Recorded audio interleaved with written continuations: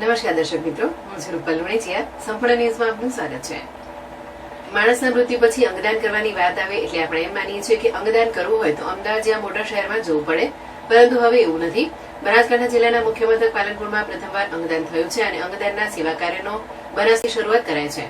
બનાસકાંઠાના જૂના ડીસાના વતની અને નાઈ સમાજના અગ્રણી નિવૃત્ત કર્મચારી દિનેશભાઈ ચમનલાલ મકવાણાનો અઠવાડિયા પહેલા બાઇક સાથે એક્સિડન્ટ થતા તેમને મગજના ભાગે ખૂબ જ ગંભીર રીતે ઈજા પહોંચી હતી, જેથી પાલનપુરની માવજત હોસ્પિટલમાં સારવાર માટે દાખલ કરવામાં આવ્યા હતા.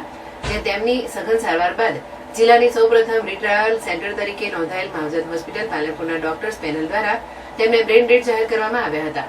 સ્વર્ગસ્થ દિનેશભાઈ મકવાણાના પરિવારમાં અંગદાન જાગૃતિના કારણે તેમના શિક્ષક પુત્ર અંકુરભાઈ મકવાણા અને પરિવારજનોએ સામેથી અંગદાન કરવાની ઈચ્છા દર્શાવી હતી, જે સમાજ માટે ખૂબ જ પ્રેરણારૂપ બાબત છે. આજે તેમનું અંગદાન કરતા રાજ્યની state organ and tissue transplant ઓર્ગેનાઇઝેશનની ટીમ દ્વારા તેમને 2 કિડની, લીવર અને 2 આંખ એમ કુલ 5 અંગો થકી સાચા અર્થમાં 5 લોકોને જ નહીં પરંતુ 5 પરિવારને નવજીવન આપી અમર બન્યા છે. સમાજ સેવાના આ પુણ્ય કાર્ય માટે અંગદાતા પરિવારને બનાસવાસીઓ બિરદાવી રહ્યા છે.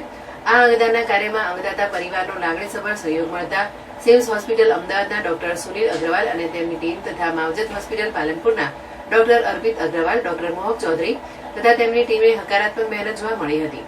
અંગદાન ચેરિટેબલ ટ્રસ્ટના પ્રણેતા દિલીપભાઈ દેશમુખની પ્રેરણાથી બનાસકાંઠા જિલ્લામાં અંગદાન જાગૃતિનું કાર્ય કરતા કન્વીનર માનાભાઈ પટેલ, વીરાભાઈ ચૌધરી, કમલેશભાઈ રાજભર અને અન્ય કાર્યકર્તાઓના પ્રચારથી સોટો અને નોટો દ્વારા માવજત હોસ્પિટલ પાલનપુરને જિલ્લાની પ્રથમ ઓર્ગન રિટ્રાયવલ અંગ મેળવવા સેન્ટર તરીકે માન્યતા મળતા પાલનપુરના પ્રથમ વખત અંગદાન થયું હતું. મારું નામ અંકુર મકવાણા છે. મારા પિતા જૂના ડીસા હાઈસ્કૂલમાં હેડ ક્લાર્ક હતા, જેઓ રિટાયર્ડ વ્યક્તિ હતા. અકસ્માતમાં બાઇક અડફેટે એમનું ઈજા થતાં અમે વધુ સારવાર અર્થે ડીસાથી અહીંયા પાલનપુર લાવેલા. ડૉક્ટર બહુ પ્રયત્ન કરેલા અઠવાડિયા સુધી. છેલ્લે ભગવાનને ધાર્યું હતું, જેટલું આયુષ્ય લખ્યું હતું એ પ્રમાણે બ્રેન ડેડ થયા.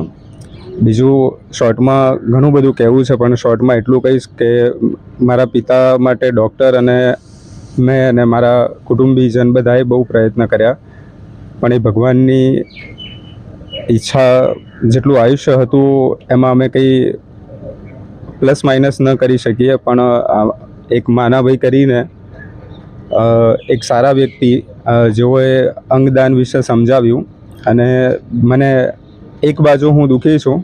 દુઃખી એ રીતે કે મારા પિતા મારા ઘરે મને ફિઝિકલ મતલબ પ્રેઝન્સ એમની નહીં રહે, પણ આજે મને પિતા કરતાં બહુ ખુશી મને એક ડૉક્ટર તરફથી અત્યારે મને જાણવા મળ્યું કે ભાવનગરના એક અધિકારી છે અને એ અધિકારીના 2 નાના બાળક છે.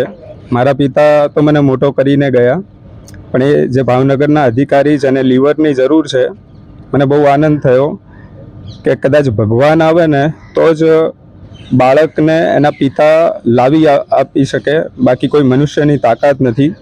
પણ મારા પિતાના લીવરના કારણે એ નાના 2 બાળકોને એમના પિતા ફરી મળ્યા. મને એક બાજુમાં પિતાને ખોવાની દુઃખ છે અને બીજી બાજુમાં એનાથી અતિ વિશેષ મને આનંદ છે કે બાળકોને હું એમના પિતા પાછા મારા કારણે અને મારા કુટુંબીજનો બધાના સર્વેના અથાગ પ્રયત્નના કારણે એમના પિતા અમે પાછા લાવી શકીશું એનો બહુ મને ગર્વ છે. અને આ એક ઉદાહરણ નથી, એવા કિડની, લીવર ઘણા બધા અલગ અલગ અંગોમાં જશે. ઘણાના દીકરા, પિતા બધાને પાછા મળશે. અને ટૂંકમાં કહીશ બીજું કે અહીંયાથી મને સામાજિક વિધિ માટે અમે ઘરે પિતાને અગ્નિ સંસ્કાર આપ્યો હોત તો બધા અંગો એમના અગ્નિદા મતલબ સ્વાહા થઈ ગયા હોત.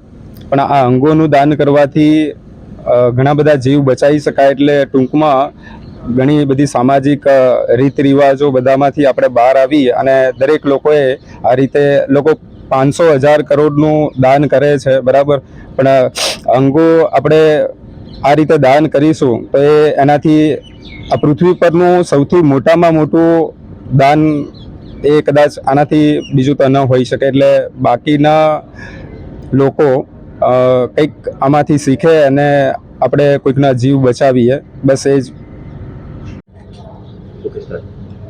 આજે આખા બનાસકાંઠા જિલ્લાની અંદર માવજત હોસ્પિટલ એ અંગ પ્રત્યાર્પણ એટલે ઓર્ગન ડોનેશન માટેનું એક ઓથોરાઇઝડ હોસ્પિટલ બની અને આજે એક પરિવાર, એક વ્યક્તિના અંગ જ્યારે ડોનેટ થતા હોય ત્યારે ખરેખર તો એ પરિવારે જે આ ઉમદા ભાવ રાખ્યો છે એ માટે પરિવાર પણ સમગ્ર રીતે જોઈએ તો ખૂબ જ વંદનીય છે. એમને પ્રણામ કરવાની જ ઈચ્છા થાય, કારણ કે એક વ્યક્તિ જ્યારે બ્રેઇન ડેડ હોય અને એના પછી જ્યારે બીજા અન્ય 3, 4, 5 વ્યક્તિઓનો જીવ બચતો હોય ત્યારે 5 જીવોનું જે દાન થાય છે, આજે જે પુનર્જીવિત થવાના છે, તેની પણ એક ઉમદા લાગણી આજે સમગ્ર હૃદયમાં છે. અને ખાસ તો હવે બનાસકાંઠાની અંદર આ એક એવી જગ્યા અવેલેબલ થઈ છે માવજત હોસ્પિટલ કે જ્યાંથી આપણે ઓર્ગન ડોનેશનની સમગ્ર વિધિ બતાવી શકીએ છીએ. માટે હું માવજત હોસ્પિટલને પણ હું આ જગ્યાએ એટલું જ અભિનંદન આપું છું કે આ એક પાવન કાર્યની અંદર, એક ઉમદા કાર્યની અંદર, એક વંદનીય કાર્યની અંદર માવજત હોસ્પિટલે પણ એક પગલું આગળ ભર્યું છે.